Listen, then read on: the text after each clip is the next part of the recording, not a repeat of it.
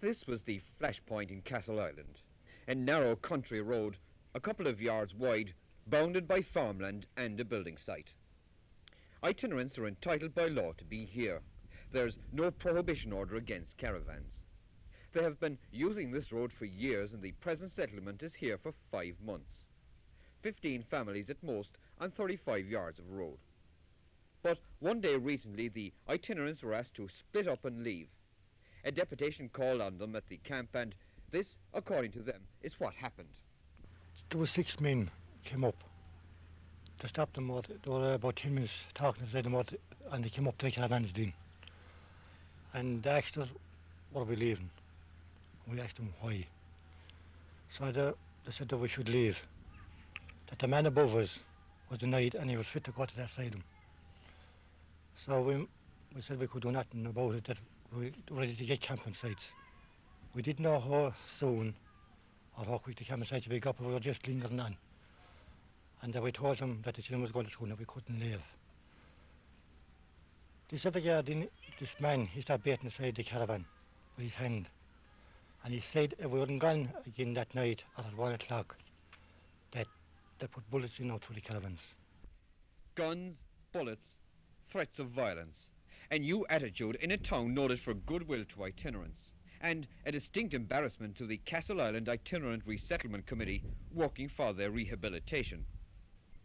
The committee is pledged to housing, in time, in the parish, 5 itinerant families. Already 2 others have been housed.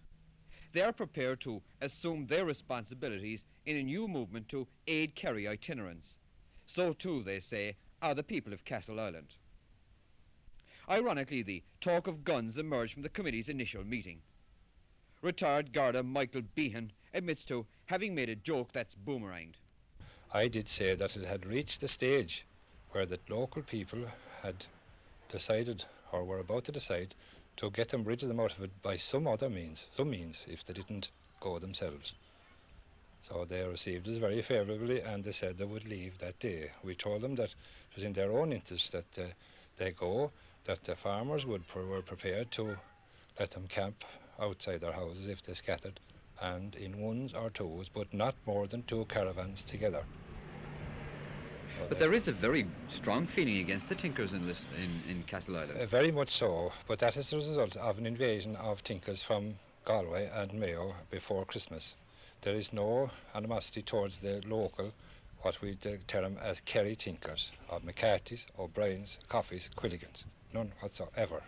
But at the meeting at which you were present, when they were debating the itinerant problem here in Castleisland, I think you did mention guns. There was a mention of gun when it was moved at the meeting that a selection of 7 or 8 men be selected to go to interview the Tinkers or coax them to leave the place. I said as a joke, they better bring guns, and if they haven't them, Mr. Hogan, the local firearms dealer who had already spoken on the matter, would give them guns, and that was treated as a joke at the meeting.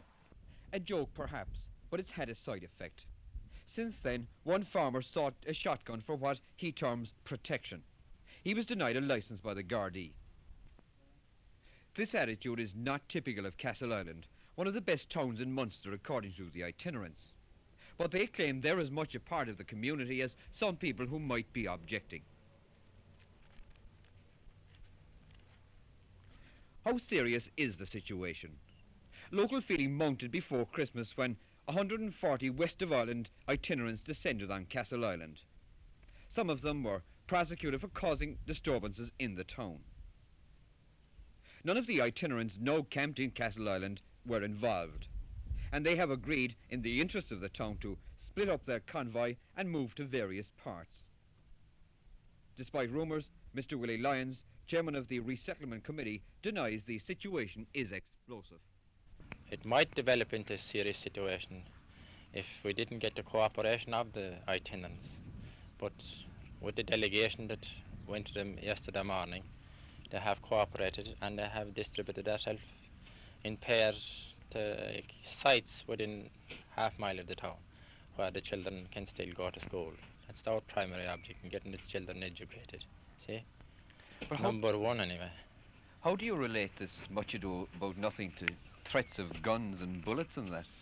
Well, we had a meeting, see, last Tuesday night. A very good meeting, a lively meeting, I suppose, if we'd call it such.